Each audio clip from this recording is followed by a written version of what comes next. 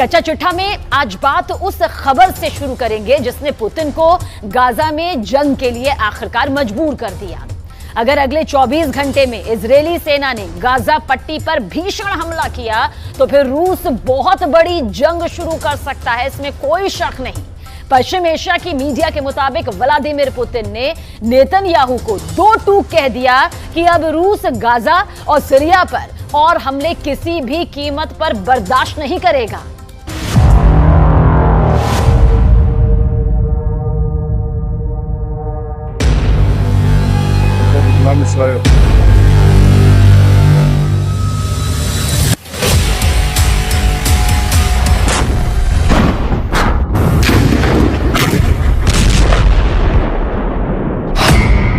बंद करो गाजा में कदम, पुतिन की जंगी धमकी।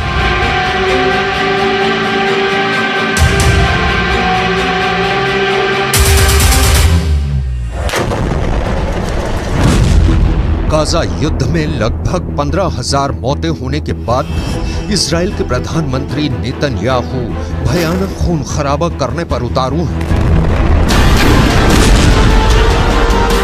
हालात ये हो गए हैं कि पिछले 12 घंटे के अंदर इजरायली सेना ने उत्तरी गाजा में कई जगहों पर सीज फायर को तोड़ते हुए हमास के ठिकानों पर मिसाइलों और ड्रोन से सीधा हमला किया है।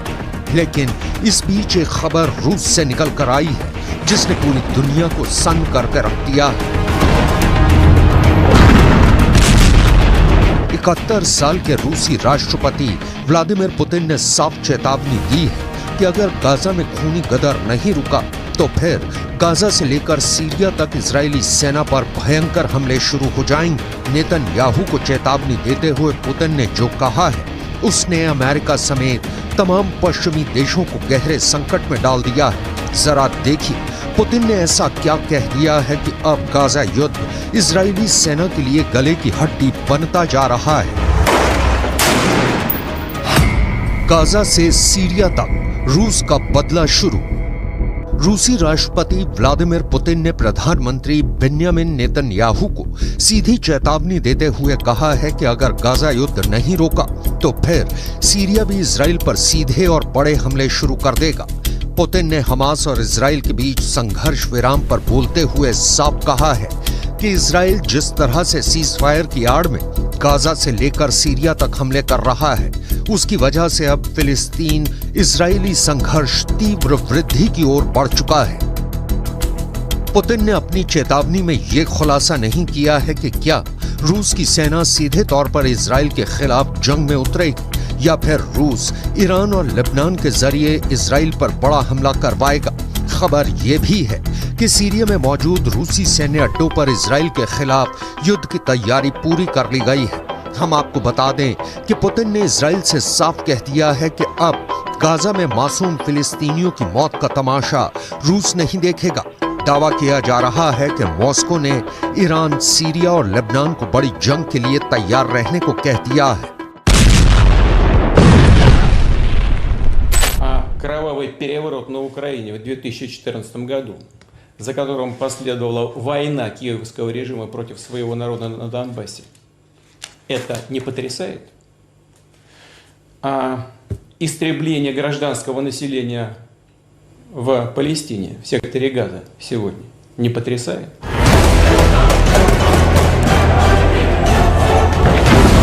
अब आप ये भी जान लीजिए कि जब से हमास और इजराइल के बीच सीज फायर हुआ है तब से उत्तरी गाजा, दक्षिणी गाजा और वेस्ट बैंक में ऐसा क्या हुआ है कि फिलिस्तीनियों और हमास के लड़ाकों को बचाने के लिए पुतिन को सीधे जंग के मैदान में उतरना पड़ा है। मिडिल ईस्ट और रूसी मीडिया के दावों के मुताबिक इजराइल ने पिछले 36 घंटे में हमास के एक बहुत बड़े कमांडर को सीज फायर के दौरान ही जबरदस्त हमले में मार डाला है।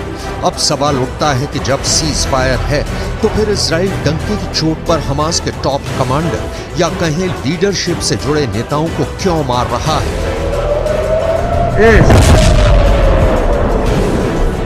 डिफेंस एक्सपर्ट्स के मुताबिक इजरायली सेना की खुफिया एजेंसी मोसाद और शिन बेत के पास हमास के सभी टॉप कमांडर्स की पूरी लिस्ट है जो हमास के हमलों को कंट्रोल करते हैं। यही वजह है कि जैसे ही सीज फायर हुआ, हमास के टॉप कमांडर आगे के हमलों को लेकर मूवमेंट करने लगे, जिसकी भनक मोसाद और शिन बेत को लग गई।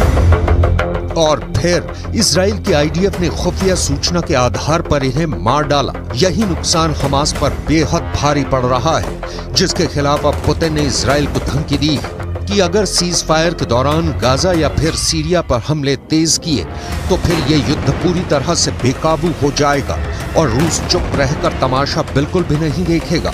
अब आप ये भी जान लीजिए कि सीज फायर के दौरान हमास का कौन सा बड़ा टॉप कमांडर मारा गया है।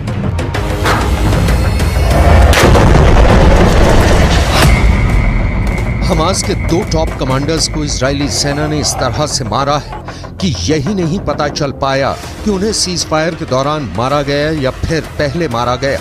हमास ने खुद 26 नवंबर को पुष्टि की है कि हमास के उत्तरी ब्रिगेड के 2 कमांडर मारे गए हैं। हमास के मुताबिक आईडीएफ ने उत्तरी ब्रिगेड के कमांडर अहमद अल घंडौर को हवाई हमले में मार डाला है। इससे पहले आईडीएफ ने हमास के कमांडर अहमद अल घंडौर को मारने की 3 बार कोशिश की थी। इसके अलावा हमास की उत्तरी ब्रिगेड में रॉकेट डिवीजन के कमांडर आयमान सियाम को भी आईडीएफ मार चुकी है। हमास के मिलिट्री विंग के मुताबिक हमास के कुल 5 सबसे टॉप अधिकारी मारे गए हैं। दावों के मुताबिक ये सभी टॉप कमांडर युद्ध विराम शुरू होने से मारे गए हैं, जबकि कुछ रिपोर्ट में दावा किया गया है कि सीज फायर के दौरान इजरायली सेना की स्पेशल फोर्स ने हमास के 5 कमांडर्स की टारगेट किलिंग की है।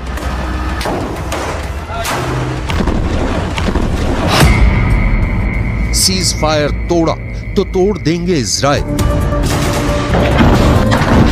हमास के 70 से ज्यादा कमांडर्स मारे जा चुके हैं, जिनमें से 15 बेहद माहिर और दिग्गज कमांडर्स थे।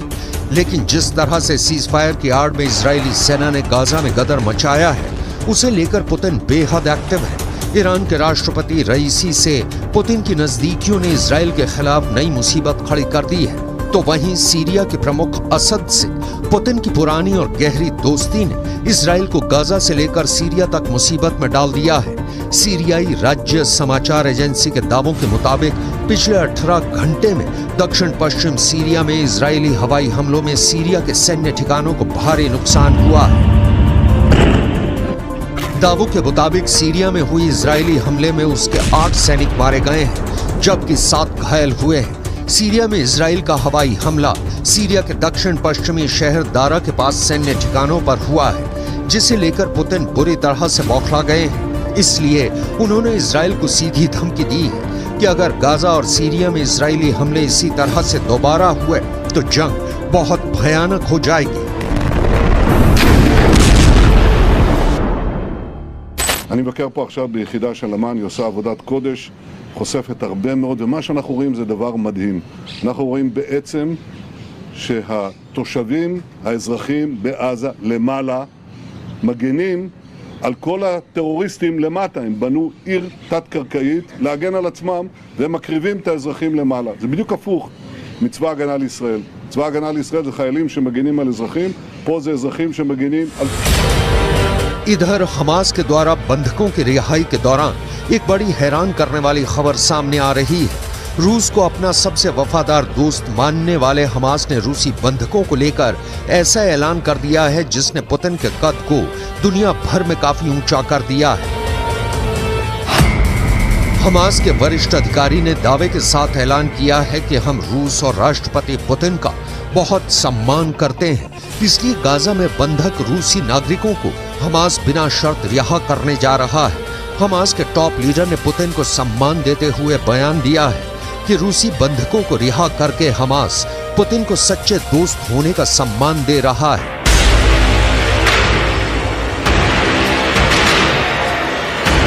इधर कतर, मिस्र और अमेरिका ने मिलकर इजराइल और हमास के बीच सीज फायर तो करा दिया, लेकिन दिक्कत यह है कि नेतन्याहू और इजराइल के कमांडरों ने साफ कह दिया है कि सीज फायर ना तो इजराइल के बदले को रोक पाएगा और ना ही इजरायली हमलों को।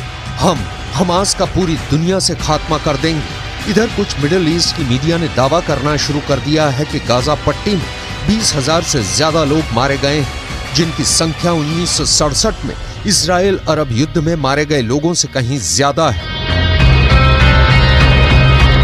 दावा तो यहां तक किया गया है कि 1,20,000 से ज्यादा इमारतें गाजा में तबाह हो चुकी हैं।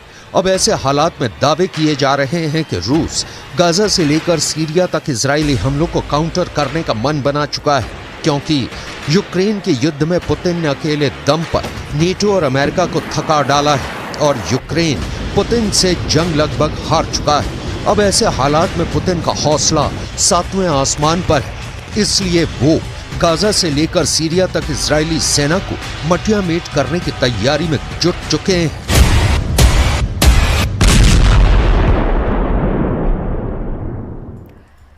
गाजा की आग अमेरिका तक पहुंच गई है और अब अमेरिका में 40 करोड़ बंदूक बड़ा खतरा बन गई। अमेरिका में करीब करीब हर नागरिक के पास बंदूक है।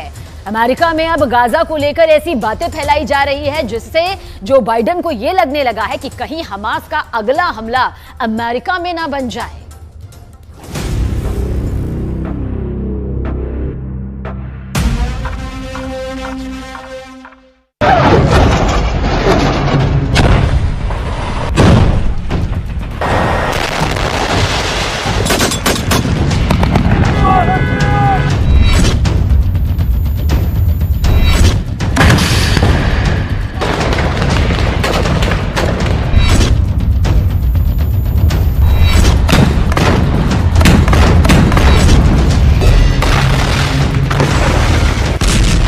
गाजा पट्टी के अंदर अब तक 4 करोड़ किलोग्राम बम बरसाए जा चुके हैं।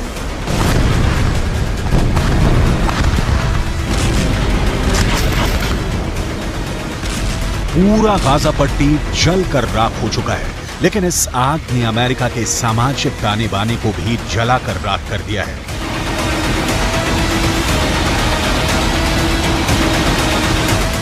सात अक्टूबर के बाद, यानी जब हमास ने इजरायल पर आतंकवादी हमला किया, उसके बाद से लगातार अमेरिका के अंदर ऐसी खूनी वारदातें हो रही हैं जिसमें शिकार कभी यहूदी हो रही हैं तो कभी फिलिस्तीन। अमेरिका की आबादी 32 करोड़ 64 लाख है, लेकिन अमेरिका के अंदर आम लोगों के पास 40 करोड़ बंदूकें हैं। यानी अमेरिका में तकरीबन हर नागरिक के पास कम से कम एक बंदूक अवश्य है। और ऐसी स्थिति में अगर अमेरिका के अंदर सामाजिक सद्भाव बिगड़ रहा है तो जो बाइडेन के लिए ये बहुत मुश्किल की घड़ी है। ताजा खबर अमेरिका के वर्लिंगटन से है, जहां पर एक अमेरिकी नागरिक ने 3 फिलिस्तीनियों को गोली मार दी है। इस घटना ने एक बार फिर अमेरिका में फिलिस्तीन बनाम गैर फिलिस्तीन तनाव को भड़का दिया है। वर्लिंगटन में एक अमेरिकी नागरिक ने हिशाम और अतानी, तहसीन अहमद और किन्नान अब्दुल हमीद पर वर्मोंट विश्वविद्यालय के पास हमला किया है। अमेरिका के राष्ट्रपति जो बाइडेन और उनके विदेश मंत्री एंटनी ब्लिंकन लगातार यहूदी पुजारियों, यहूदी नेताओं और मुस्लिम धर्मगुरुओं के संपर्क में हैं। वो लगातार शांति स्थापित करने की कोशिश कर रहे हैं और बयान भी जारी कर चुके हैं, लेकिन इसका कोई असर देखने को नहीं मिल रहा है। अमेरिका में किस तरह फिलिस्तीनियों को गोलियों की बौछार का सामना करना पड़ा है, आपको आगे बताने वाले हैं। लेकिन सबसे पहले आपको अमेरिका के हालिया घटनाओं का पूरा विवरण देते हैं, जिससे ये साफ हो जाता है कि अमेरिका भी अब गाजा की आग से बच नहीं पा रहा है। ये तस्वीरें अमेरिका की ही हैं, जहां पर एक 6 साल के फिलिस्तीनी बच्चे का नमाज़े जनाजा पढ़ा जा रहा है।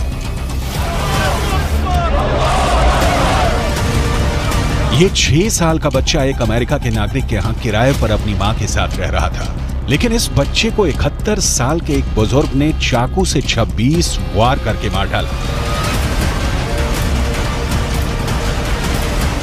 इस बच्चे के परिवारजनों ने रोते हुए अमेरिका की सरकार से प्रार्थना की है कि जो युद्ध गाजा के अंदर चल रहा है उसको अमेरिका में शिफ्ट ना किया जाए।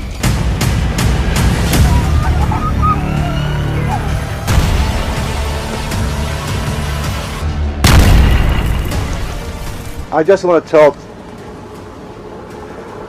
the whole world that we live in a country called the USA. We're not in war.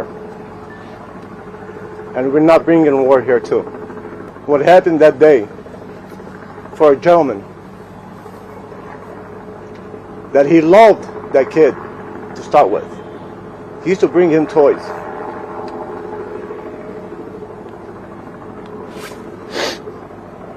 Now I want to ask anybody here, a 71-year-old man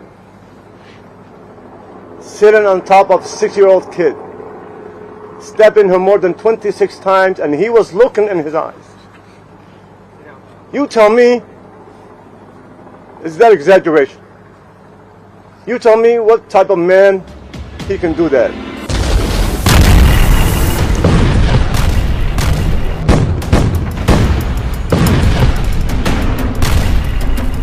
इस तरह के वाद विवाद का बहुत बुरा असर इस वक्त अमेरिका के ऊपर पड़ रहा है। अमेरिका में लगातार सांप्रदायिक हिंसा के मामले बढ़ रहे हैं, खासकर यहूदियों और मुसलमानों के बीच टकराव बढ़ रहा है। अमेरिका के डेट्रॉयट में सिनेगॉग चलाने वाली एक यहूदी महिला नेता की चाकू मारकर बेरहमी से हत्या की गई। इतना ही नहीं, अमेरिका के न्यूयॉर्क से भी विचलित करने वाली तस्वीरें आई हैं। यहाँ एक विश्वविद्यालय की लाइब्रेरी के अंदर यहूदी बच्चे छुपे हुए थे और बाहर फिलिस्तीन के समर्थक नारेबाजी कर रहे थे।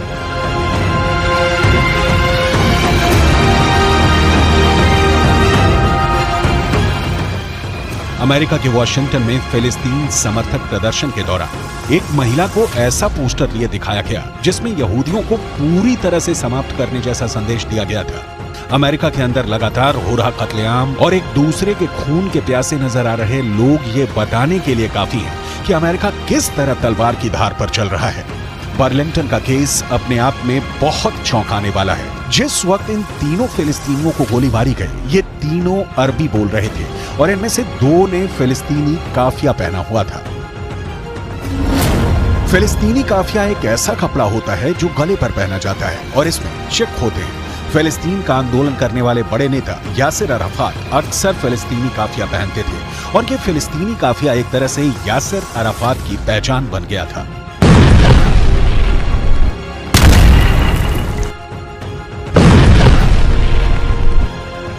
एक ब्रिटिश एक्टर और प्रेजेंटर इस्लाह अब्दुल रहमान फिलिस्तीन के लोगों के लिए सहानुभूति व्यक्त करने के लिए फिलिस्तीनी काफिया पहना था। ठीक ऐसा ही काफिया 2 फिलिस्तीनियों ने भी पहना हुआ था जिन पर गोलियां चली हैं। इसका मतलब साफ है कि गोली मारने वाले शख्स अमेरिका के नागरिक जेसन जे ईटन ने ये जानते हुए इन्हें गोली मारी कि ये फिलिस्तीन लिस्ट एनी मूल के नागरिक हैं। We have a lot more to do, however. Even with this arrest, we are still working. There is more investigation to be done, and that includes trying to determine motive. We still do not know as much as we want to know. But I would urge the public and you in the media to avoid making conclusions based on statements from people who know even less than we currently do. We are working hard to find out this information, and we are nowhere near the end of this investigation. Jason J Eaton को गिरफ्तार कर लिया गया है और उन पर case चलाया जा रहा है। अमेरिका की पुलिस लगातार जेसन जो ईटन के बैकग्राउंड को तलाश रही है। करीब 50 साल का जेसन एक किसान है और मुख्य तौर पर उसका पेशा खेती-बाड़ी है, लेकिन वो सोशल मीडिया पर भी एक्टिव है और वो फिलिस्तीन का समर्थन करने वाले अमेरिका के नेताओं के खिलाफ कई टिप्पणियां कर चुका है। अहम बात यह भी है कि जहां पर जेसन ने 3 फिलिस्तीनियों को गोली मारी है, वो जगह उसके अपार्टमेंट के पास ही है। जहां ये तीनों फिलिस्तीनी पढ़ते हैं, वो जगह भी अपार्टमेंट के पास है। क्या ये इलाका फिलिस्तीनियों के प्रदर्शन से प्रभावित रहा है, इसकी भी जांच की जा रही है।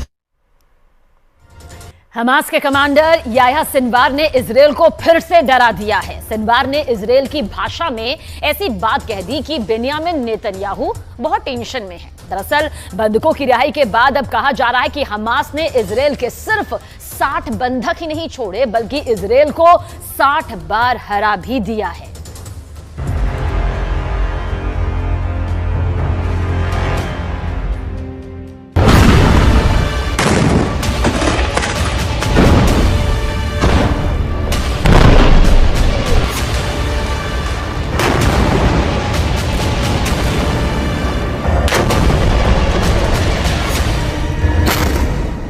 सीज फायर टूट गया जब युद्ध विराम बढ़ाने पर हमास और इजरायल राजी हुए तो गाजा में तैनात इजरायली सेना के टैंक और तोपों ने बमबारी कर दी। शेख रदवान इलाके में धमाके हुए और दहशत फैल गई कि युद्ध फिर शुरू हो चुका है।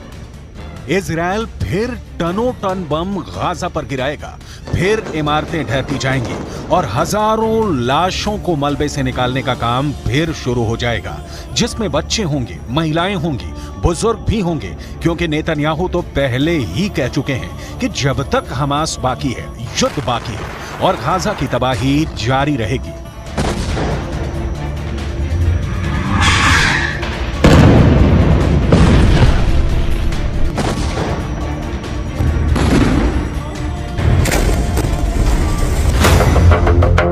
यानी सीज फायर की उम्र ज्यादा नहीं है और अब शेख रदवान में हुए हमलों ने बता दिया कि सीज फायर टूट गया है।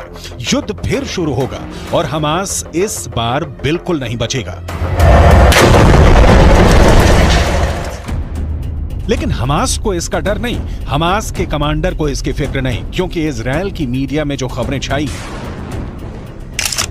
उसने याह्या सिनवार का खौफ एक बार फिर पूरे इजराइल में फैला दिया है। क्योंकि याह्या सिनवार को लेकर जो खबर आई है वो वाकई बहुत चौंकाने वाली है। ये खबर सुरंग से आई है जहां हमास पूरी तरह एक्टिव है। ये खबर हमास के बंधकों ने बताई है, वो बंधक जिनको हमास ने रिहा किया है। और ये खबर नेतन्याहू के लिए बहुत बड़ा सिरदर्द बन चुकी है। हमास के कब्जे से रिहा हुए एक बंधक ने बताया कि जब गाजा में वो एक सुरंग में कैद करके रखे गए थे तब एक दिन अचानक सुरंग का दरवाजा खुला और उनके सामने एक व्यक्ति था जो याह्या सिनवार बताया जा रहा है। वो व्यक्ति इजराइल में बोली जाने वाली हिब्रू भाषा में बात करने लगा और उसने कहा कि तुम सब यहाँ हमास के कब्जे में महफूज हो, तुम लोगों को डरने की कोई जरूरत नहीं, तुम्हें कोई नुकसान नहीं होने दिया जाएगा। उसकी हिब्रू भाषा बोलने का लहजा बिल्कुल एक इजरायली व्यक्ति की तरह था। शुरू में उन्हें लगा कि इजराइल का कोई शख्स उनसे बात कर रहा है, लेकिन फिर एहसास हुआ कि यह हमास का कमांडर याह्या सिनवार ही है। המכונה הצה"לית עובדת במלוא העוצמה. יחיא סינואר מתחבא בבונקר שלו ונותן למפקדי השדה שלו, הטרוריסטים, למות בשטח. אצלנו המפקדים הולכים בראש הכוח, מובילים קדימה, מביאים להישגים ומנהיגים את הכוחות. याह्या सिनवार अब इजराइल के सिर पर चढ़ गया है। इसमें कोई शक नहीं कि गाजा की गलियों में जो युद्ध अब तक हुआ है उस पर याह्या सिनवार की छाप पड़ी हुई है। हमास का एक एक हमला याह्या सिनवार की सरपरस्ती में हो रहा है। ये बात इजराइल की फौज बहुत अच्छी तरह जानती है। नेतन्याहू ने गाजा पहुंचकर पहले ही बता दिया है कि चाहे सीज फायर रहेगा या फिर नहीं, इसका हमास को खत्म करने के उनके एजेंडे पर कोई फर्क नहीं पड़ेगा। वो पहले ही बता चुके हैं कि इजराइल पर हमला करने वालों को वो चुन चुन कर मारेंगे, हमास को जड़ से खत्म कर देंगे। צהריים הלוחמים הגיבורים שלנו. אנחנו עושים כל מאמץ להחזיר את חטופינו ובסופו של דבר נחזיר את כולם. יש לנו 3 יעדים במלחמה הזאת. לחסל את החמאס, להחזיר את כל חטופינו ולהבטיח שעזה לא תחזור להיות קיום במדינת ישראל. ואני פה להגיד לחברים כאן, ללוחמים כאן, שאומרים לי את אותם הדברים, ואני חוזר ואומר את זה לכם אזרחי ישראל. אנחנו ממשיכים עד הסוף, עד הניצחון. שום דבר לא יעצור אותנו.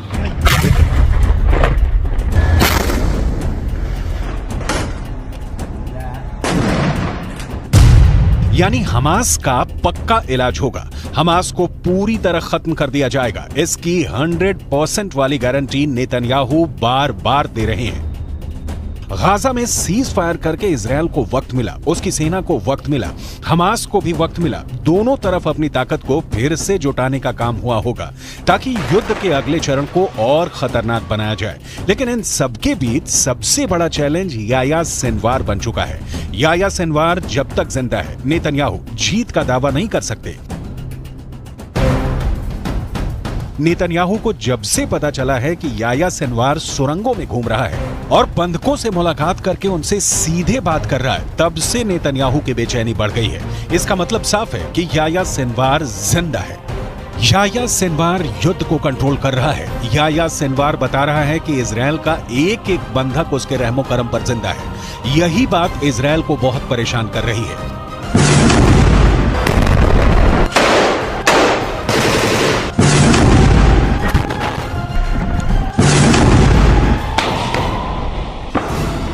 याह्या सिनवार के ऑर्डर पर हमास कुछ भी कर गुजरने को तैयार है। सिनवार की बहुत ही खास स्ट्रेटजी है जिसके आगे अभी तक इजरायल नाकाम ही साबित हुआ है। 7 अक्टूबर को हुए हमले के बाद हमास के खिलाफ जंग में इजरायल के 2 मकसद थे। पहला, हमास के पास से करीब 250 बंधकों को आजाद कराना, जिसके लिए इजरायल को सीज फायर करना पड़ा, यानी उसका युद्ध और बमबारी काम नहीं आया, वो फेल हो गया। दूसरा मकसद, इजरायल हमास को जड़ से खत्म करना चाहता है, लेकिन अभी तक इसमें भी इजरायल फेल ही साबित हुआ है।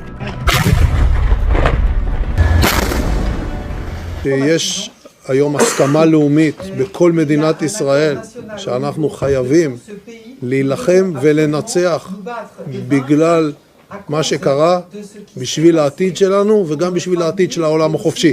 חמאס ואייסיס זה אותו דבר, ויחיא סנואר זה אוסמה בן לאדן החדש. इसमें कोई शक नहीं कि याह्या सिनवार ही 7 अक्टूबर को हुए हमास के हमले का मास्टरमाइंड है। उसी ने साजिश रची, उसी ने टारगेट चुना और अब वही गाजा से सब कुछ कंट्रोल कर रहा है। गाजा की गलियों में जो युद्ध हुआ है या हो रहा है, उसने इजरायल को भी बड़े झटके दिए हैं, लेकिन नेतन्याहू अपने फैसले पर कायम है।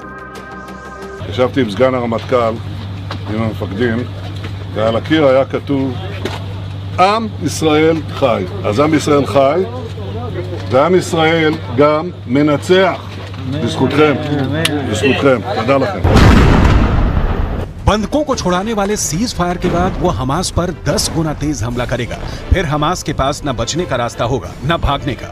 गाजा की गलियों में युद्ध के दौरान हमास ने भी बड़े बड़े दावे किए हैं। हमास का दावा है कि उसने इजरायल के 180 टैंक और बख्तरबंद गाड़ियों को हमले में फोड़ दिया है। गाजा से लगातार ऐसी तस्वीरें आई हैं जिसमें इजरायली टैंक पर घात लगाकर हमले किए गए। इजरायल ने खुद माना है कि अब तक ग्राउंड ऑपरेशन में उसके 70 से ज्यादा सैनिक मारे जा चुके हैं, 250 से ज्यादा सैनिक जख्मी हुए हैं। लिहाजा हमास के खिलाफ जो ताकत इजरायल को माना जाता है, उसके मुताबिक नतीजे तो इजरायल को भी नहीं मिले हैं। हालांकि नेतन्याहू के सामने अपनी छवि को बनाए रखना बड़ा चैलेंज बन चुका है और गाजा पहुंचकर उनकी पहली कोशिश इसी तरफ नजर आती है। सीज फायर हमेशा के लिए नहीं हुआ है और आगे की लड़ाई जैसी भी होगी, उसे लेकर इजरायल के ऊपर बंधकों वाला प्रेशर पहले के मुकाबले काफी कम होगा, क्योंकि बहुत से बंधक, खासकर बच्चों और महिलाओं को हमास आजाद कर चुका है। इसलिए इजरायल का पूरा फोकस अब हमास को खत्म करने पर है।